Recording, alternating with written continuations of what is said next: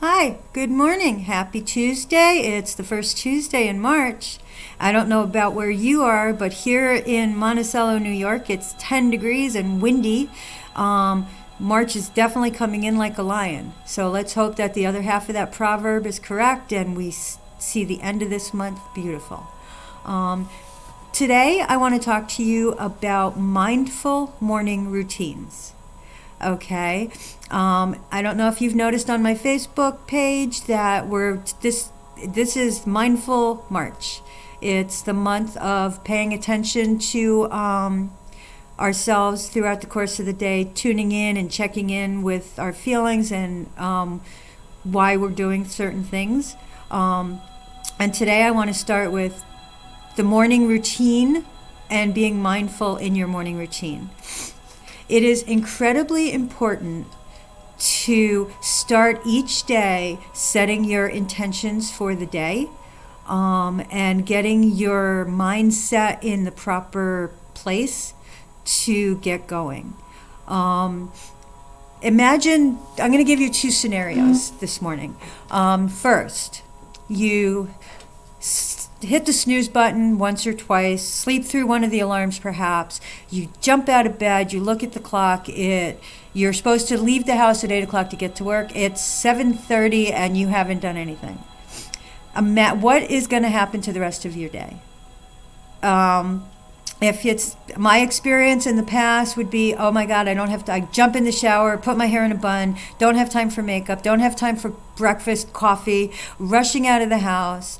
More than likely, something prevents you from getting out the door right away. Driving too fast to get to work, you hit traffic, you're stressed, you're angry, and the rest of the day seems to go that way, right? Imagine, I don't know if this has ever happened to you guys, if you got your hands full and you're walking along and you drop something and then all of a sudden you just can't keep anything in your hands, right? You're fumbling with everything and it's all falling on the floor and it's like, oh God. That's what happens to your day when you wake up in a panic and you don't set your intentions and you just let the morning happen to you as opposed to taking control of your morning. Now imagine the other way. Like this morning for me, I get up, I have my alarm on my thing, which is just a vibration. It's not like this beep, beep, beep. It's a little vibration. But I get up 5:30 in the morning. I get out of bed first thing.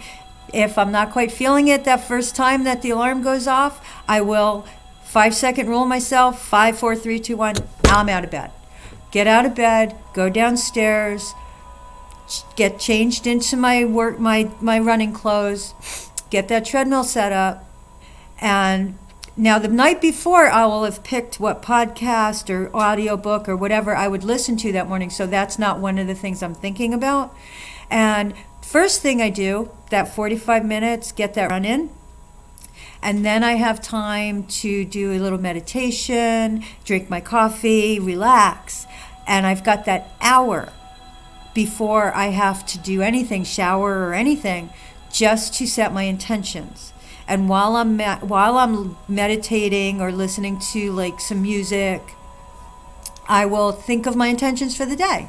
It's like, okay, today's going to be a good day. I'm going to get X, Y, and Z done. I'll write down my top 3 to 4, to-do items for the day. And I will, set my mind for the positive. And sometimes you wake up and you're not quite sure why you're in a bad mood, but you'll wake up in a bad mood. Maybe you had a bad dream or something. Those times, it's even more important to have that mindful morning routine. You can sit there, find that relaxing music, and literally search your brain for the positives. Now, I'll share a little secret with you. For me, the wind like we've been having here, gives me anxiety. And it forces me to really work on this mindfulness part. Last night, because I knew it was going to be windy, I brought some headphones and my phone with me, and I put on some meditative ambient music to fall asleep to so I didn't listen to the wind. And I also, in my head, I thought of positives that could, instead of thinking worst case scenarios, oh my God, the wind's going to blow this over, or blow that away, or what if the electric goes out? I thought of the positives. It's like, well, even if the electric goes out, it won't be forever. And, it's like we can deal with not having lights for a little while. I have a kerosene stove, so I'm not going to lose heat. All the negatives that I could think of, even the worst case negative, and my husband was good for this. It's like worst case negative in my brain was, oh my God, our roof could blow off, it's so windy. And he's like, well, it's not supposed to rain for a couple of days, so we can get it fixed. So, work through your worst case negatives in that mindful time and turn them into positives.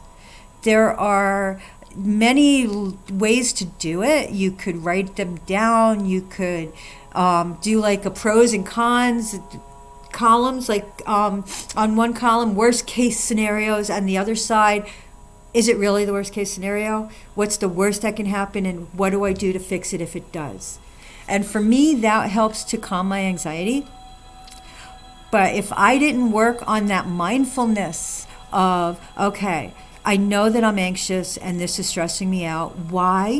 What am I feeling? Why am I feeling it? And how can I fix it? Instead of like putting my head in the sand. And I think that that's where a lot of us, if we're not focused on being mindful, we can let that anxiety and stress and just get the better of us. And before you know it, we're stress eating or not taking care of ourselves, and we don't know what we're feeling. But if you would check in with yourself, even if you have to in the beginning, set yourself an alarm, like once an hour, once every couple hours, and just sit down for a minute and just say, okay, what am I feeling right now? Do I have any stress? If I do have stress, why? Focus on it, right? Okay, it's like, okay, I'm feeling a little anxious today. I know it's windy outside. What is the worst that can happen? And make jokes with yourself with it if you have to. It's like, okay, well, I could go to Oz, the wizard's there, he'll fix it. And try to really pinpoint that worst case scenario that's causing your anxiety or your stress eating or whatever it is, and work through it. If you need some support to do that, if you need a hand, send me a message, DM me, and I can help walk you through some of the exercises that I've been taught to get over the stress. Mel Robbins has a great thing that she does with her 5-4-3-2-1, the 5-second rule, is when you're feeling anxious, see if you can turn that anxiousness into excitement. And I think I've talked about this before. If it's something that you're interested in, I can direct you to her video, or we can talk about it personally. But turning your anxiousness into tangibility makes it a little bit easier to handle. So that is where, like I said, the mindfulness comes in. Mindful morning routines, by starting your morning with this reflection and looking inside to see, how can I make that morning smoother, go easier. You're setting yourself up for a calmer day and a more productive day. I hope this has been helpful. If you want more information, like I said, please let me know. Leave a comment, send me a DM. And I think on Thursday, we'll delve a little bit more into checking in and doing our mindful check-ins over the course of the day, and to, get ourselves back on track when we start to fall off track. I hope you guys have a fantastic Tuesday. And if I don't see you on Thursday, look for me in Oz, because that's probably where I'll be. Bye.